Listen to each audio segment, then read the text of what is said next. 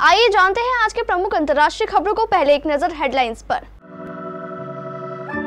गिरफ्तारी के खिलाफ केजरीवाल की याचिका पर सुप्रीम कोर्ट का फैसला। आज हाई कोर्ट के आदेश को दी है चुनौती। बिहार के लिए पिटारा खोलेगी केंद्र सरकार, मेट्रो एयरपोर्ट की मिलेगी सौगात। महाराष्ट्र विधान परिषद चुनाव में क्या क्रॉस वोटिंग बिगाड़ेगी गणित, संख्या बल में कौन कितना भारी। वेतन रोकने का आदेश, अनुशासनात्मक कार्रवाई, शिक्षकों की डिजिटल अटेंडेंस पर सख्त हुई योगी सरकार। अंशुमान का कीर्ति चक्र लेकर मायके चली गई पत्नी, शहीद के माता पिता ने बहू पर लगाए आरोप। जेलेंस्की को पुतिन तो कमला हैरिस को बता दिया ट्रंप, जो बाइडेन की फिर फिसली जुबान। वेंडिंग मशीनों में पैसा डालो तो निकलेगी बुलेट, अमेरिका में किराना की दुकानों पर दूध ब्रेड के साथ मिलेगी बंदूक की गोलियां। देश की सबसे बड़ी आईटी कंपनी के नतीजे, मुनाफे में बढ़ोतरी, डिविडेंड का ऐलान। मुंबई में आज होगी अनंत राधिका की शादी। और गौतम गंभीर की बिल्कुल भी नहीं सुन रही है बीसीसीआई, बॉलिंग के बाद फील्डिंग कोच की मांग भी ठुकराई। आबकारी नीति घोटाले से जुड़ी मनी लॉन्ड्रिंग जांच में ईडी की गिरफ्तारी को चुनौती वाली दिल्ली के मुख्यमंत्री अरविंद केजरीवाल की याचिका पर सुप्रीम कोर्ट शुक्रवार को फैसला सुनाएगा। जस्टिस संजीव खन्ना की अध्यक्षता वाली पीठ ने फैसला 17 मई को सुरक्षित रख लिया था। आम आदमी पार्टी प्रमुख ने दिल्ली हाई कोर्ट के 9 अप्रैल के उस आदेश को चुनौती दी है जिसमें उनकी गिरफ्तारी को बरकरार रखा गया था। पिछले सप्ताह केंद्रीय जाँच ब्यूरो ने स्पष्ट किया था कि अन्य सभी आरोपियों की भूमिकाओं की जाँच पूरी हो गई है और आबकारी नीति मामले के संबंध में केवल दिल्ली के मुख्यमंत्री अरविंद केजरीवाल की भूमिका की जांच की जा रही है। सीबीआई के वकील डीपी सिंह ने कहा है कि हम सुप्रीम कोर्ट को 4 जून के बाद हुए कुछ नए घटनाक्रमों के बारे में जानकारी देंगे, जिसके कारण हमें अरविंद केजरीवाल को गिरफ्तार करना पड़ा। सीबीआई ने आगे कहा कि केवल केजरीवाल की भूमिका और जाँच की आगे जाँच की गई है और बाकी आरोपियों के खिलाफ जाँच लगभग पूरी हो गई है। आम बजट में मोदी सरकार अपनी दूसरी सबसे बड़ी सहयोगी जदयू और बिहार का विशेष ख्याल रखेगी। जदयू की मांग के अनुरूप बजट में राज्य के कुछ शहरों में मेट्रो परियोजना, कम से कम आधा दर्जन नए एयरपोर्ट और मेडिकल कॉलेज खोलने की घोषणा की जाएगी। जदयू की बिहार को विशेष राज्य का दर्जा देने की मांग पर नए साल में विचार किया जाएगा, जबकि थर्मल प्लांट की स्थापना की मांग पर फिलहाल विचार विमर्श जारी है। जदयू के वरिष्ठ नेता के आम बजट में बिहार का विशेष ख्याल रखे जाने की संभावना को पार्टी के दबाव की राजनीति से जोड़ना उचित नहीं है। दरअसल राज्य की सत्ता में भाजपा भी साझेदार है और अगले साल विधानसभा चुनाव होने हैं। ऐसे में राजनीतिक कारणों से भी राज्य को प्राथमिकता मिलनी तय है। फिर नीति आयोग से लेकर आर्थिक जगत की दूसरी रिपोर्ट भी बताती है कि बिहार का विशेष ख्याल रखने की फिलहाल जरूरत है। महाराष्ट्र में विधान परिषद की 11 सीटों के लिए शुक्रवार को मतदान है। 11 सीटों के लिए 12 उम्मीदवार मैदान में हैं। वोटिंग से पहले सियासी दलों की धड़कनें बढ़ गई है। मतदान से पहले सभी दलों ने अपने अपने विधायकों को अलग अलग होटलों में ठहराया है। यह चुनाव काफी अहम है क्योंकि 3 महीने के अंदर राज्य में विधानसभा के चुनाव होने हैं। जून 2022 में हुए एमएलसी चुनाव के बाद ही राज्य में चल रही तत्कालीन महाविकास अघाड़ी सरकार गिर गई थी। इसकी शुरुआत चुनाव में क्रॉस वोटिंग के जरिए हुई थी। इन चुनावों की अहमियत इसी से समझी जा सकती है कि चुनाव आयोग ने महाराष्ट्र विधान परिषद चुनाव की अधिसूचना 25 जून को जारी की थी। 2 जुलाई तक तमाम उम्मीदवारों ने नामांकन पत्र दाखिल किया। 3 जुलाई को नामांकन की जांच हुई और नामांकन पत्र वापस लेने की अंतिम तिथि 5 जुलाई रही। विधान परिषद चुनाव के लिए मतदान 12 जुलाई सुबह 9 बजे से शाम 4 बजे तक है। मतों की गिनती आज 12 जुलाई को ही शाम को 5 बजे होगी। चुनाव आयोग के अनुसार चुनाव की प्रक्रिया 16 जुलाई से पहले पूरी कर ली जाएगी। उत्तर प्रदेश में गुरुवार से डिजिटल अटेंडेंस को लेकर सरकार सख्त है। इसको लेकर जारी आदेश में कहा गया है कि 3 दिन तक ऑनलाइन हाजिरी दर्ज न कराने वालों का वेतन रोक दिया जाएगा। डिजिटल अटेंडेंस दर्ज न कराना विभागीय आदेश की अवहेलना मानी जाएगी। ऐसी स्थिति में अनुशासनात्मक कार्रवाई होगी। उन्नाव में बीएसए ने आदेश जारी किया है कि 3 दिन तक डिजिटल हाजिरी दर्ज न कराना विभागीय निर्देशों की अवहेलना मानी जाएगी। ऐसे शिक्षकों का मानदेय और वेतन अगले आदेश तक रोक दिया जाएगा। जाएगा। बाराबांकी उन्नाव में डिजिटल अटेंडेंस न लगाने पर शिक्षकों का वेतन रोकने का आदेश दिया गया है। इससे पहले प्रदेश सरकार ने शिक्षकों को 11 जुलाई से अनिवार्य रूप से डिजिटल अटेंडेंस दर्ज कराने का आदेश दिया। सरकार के इस आदेश के खिलाफ शिक्षकों ने मोर्चा खोल दिया है। शिक्षकों के कई संगठन इसका विरोध कर रहे हैं।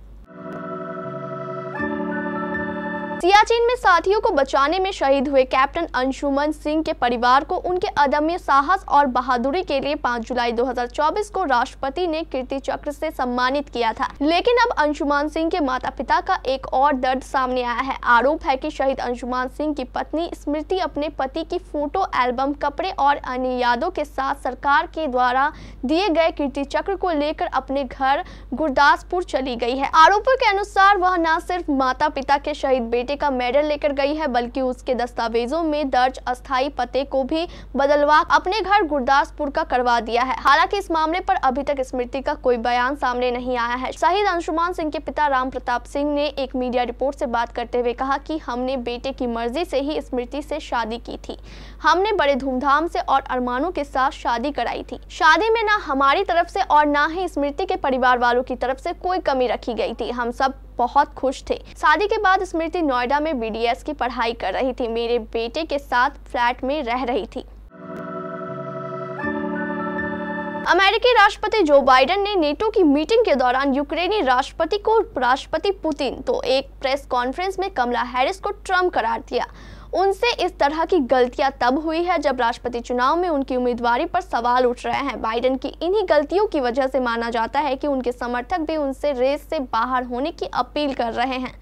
अमेरिका के वॉशिंगटन में नेटो देशों की एक बैठक चल रही थी। इस बैठक में यूक्रेन के राष्ट्रपति व्लादिमीर जेलेंस्की भी पहुंचे थे। बाइडेन ने नेटो की बैठक के दौरान यूक्रेन के राष्ट्रपति जेलेंस्की को राष्ट्रपति पुतिन बोल दिया। वह फिर संभले और अपनी गलती सुधार की। जो बाइडेन ने अपनी गलती सुधारते हुए कहा कि उनका फोकस पुतिन को हराने पर है। उनका वीडियो क्लिप भी सोशल मीडिया पर वायरल हो गया, जहां पहले से ही राष्ट्रपति चुनाव में उनकी उम्मीदवारी पर सवाल खड़े हो रहे हैं। अमेरिकन राउंड्स नाम की स्टार्टअप कंपनी अब बुलेट बेचने के लिए यूएस में वेंडिंग मशीनें लगा रही है, जो कुछ शहरों में शुरू भी हो गई है। अमेरिका में किराना स्टोर में दूध, ब्रेड जैसी आम जरूरत की चीजों के साथ गोलियां बेचने के लिए वेंडिंग मशीन लगाई जा रही है। ये खरीद प्रक्रिया को सरल बनाने और जिम्मेदार बंदूक मालिकों के लिए पहुंच बढ़ाने की कोशिश के तहत किया जा रहा है। कंपनी के संस्थापक जोंडो का मानना है कि किराना स्टोर पर बुलेट बेचा जाना भविष्य की कल्पना है। उनका कहना है कि जहां गोली और हथियार खरीदना भी वेंडिंग मशीन से किसी अन्य उत्पाद को खरीदने जितना आसान होना चाहिए। गोला बारूद की बिक्री में क्रांति लाने पर केंद्रित एक स्टार्टअप अमेरिकन राउंड्स ने गोलियां खरीदने का एक नया तरीका शुरू किया है। इन मशीनों से दूध और अंडे के साथ साथ गोलियां भी खरीदी जा सकती है। हालांकि इस मशीन से बुलेट खरीदने के लिए कुछ नियम है ताकि केवल पात्र खरीदार ही खरीदारी कर सके। ये मशीन खरीदार की पहचान को सरकार की ओर से जारी ID और फिंगरप्रिंट स्कैन के माध्यम से सत्यापित करती है। देश की सबसे बड़ी IT कंपनी टाटा ग्रुप की TCS ने अपने पहले तिमाही के नतीजों का ऐलान कर दिया है। बुधवार को कंपनी की ओर से बताया गया कि वित्त वर्ष 2024-25 की अप्रैल-जून तिमाही में उसका प्रॉफिट बढ़कर 12,040 करोड़ रुपए हो गया है। TCS के मुनाफे में सालाना आधार पर 8% से ज्यादा इजाफा हुआ है। नतीजों की घोषणा के साथ ही TCS ने 10 रुपए प्रति शेयर के डिविडेंड का तोहफा भी दिया है। बुधवार को शेयर बाजार में कारोबार खत्म होने पर टाटा ग्रुप की IT कंपनी TCS ने पहली तिमाही के नतीजों का ऐलान करते हुए बताया है कि उनका प्रॉफिट सालाना आधार पर 8.72% बढ़ा है और ये 12,040 करोड़ रुपए हो गया है। इससे पिछले साल की समान तिमाही में मुनाफे का ये आंकड़ा 11,074 करोड़ रुपए था। TCS की इनकम में भी तिमाही आधार पर 2.2% की बढ़ोतरी दर्ज की गई है और ये बीते चौथे तिमाही के 61,237 करोड़ रुपए की तुलना में पहली तिमाही में बढ़कर 62,613 करोड़ रही। रिलायंस इंडस्ट्रीज के चेयरमैन मुकेश अंबानी के छोटे बेटे अनंत अंबानी 12 जुलाई 2024 को अपनी मंगेतर राधिका मर्चेंट के साथ शादी के बंधन में बंधने जा रहे हैं। इस शादी में शामिल होने के लिए देश विदेश की हस्तियों का जमावड़ा मुंबई में लगने वाला है। यह शादी मुंबई के बांद्रा कुर्ला कॉम्प्लेक्स स्थित जियो वर्ल्ड कन्वेंशन सेंटर में होने वाली है। अनंत राधिका की शादी को लेकर बांद्रा कुर्ला कॉम्प्लेक्स इलाके में सुरक्षा के पुख्ते इंतजाम के साथ साथ ट्रैफिक को लेकर भी निर्देश जारी किया गया है। एशिया के सबसे अमीर व्यक्ति मुकेश अंबानी के बेटे की शादी में राजनीतिक, खेल, व्यापार, बॉलीवुड, हॉलीवुड, खेल समेत बाकी कई क्षेत्रों के दिग्गज शामिल होंगे। इस शादी में अलग अलग देशों के राष्ट्रीय अध्यक्षों और अंतर्राष्ट्रीय गणमान्य व्यक्तियों को भी आमंत्रित किया गया है। गौतम गंभीर भारतीय क्रिकेट टीम के हेड कोच बन चुके हैं। भारतीय क्रिकेट कंट्रोल बोर्ड बीसीसीआई ने बीते मंगलवार को गंभीर के हेड कोच बनने का ऐलान किया था। राहुल द्रविड़ का कार्यकाल खत्म होने के बाद गंभीर को हेड कोच की जिम्मेदारी सौंपी गई थी। द्रविड़ के साथ साथ उनके सपोर्ट स्टाफ यानी batting coach Vikram Rathour, bowling coach Paras ब्राह्मणे और फील्डिंग कोच टी दिलीप का कार्यकाल भी समाप्त हो गया था। हालांकि मीडिया रिपोर्ट्स की माने तो टी दिलीप फील्डिंग कोच बने रह सकते हैं, बाकी बैटिंग और बॉलिंग कोच का बदलना तय है। वैसे तो बीसीसीआई हेड कोच को अपने सपोर्ट स्टाफ चुनने का अधिकार देती है, लेकिन गंभीर के साथ ऐसा नहीं हो रहा है। पहले गंभीर विनय कुमार को बॉलिंग स्टाफ बनाना चाहते थे, जिस पर बीसीसीआई ने कोई उत्सुकता नहीं दिखाई। अब एक रिपोर्ट में बताया गया है कि बीसीसीआई ने गंभीर की फील्डिंग कोच की डिमांड को भी नकार दिया है। गंभीर दक्षिण अफ्रीका के पूर्व दिग्गज जॉन्टी रॉड्स को फील्डिंग कोच बनाना चाहते थे। हालांकि बीसीसीआई सपोर्ट स्टाफ में किसी भी तरह के विदेशी कोच को शामिल नहीं करना चाहता है। बीते कई सालों से बीसीसीआई देशी कोच के साथ काम कर रही है।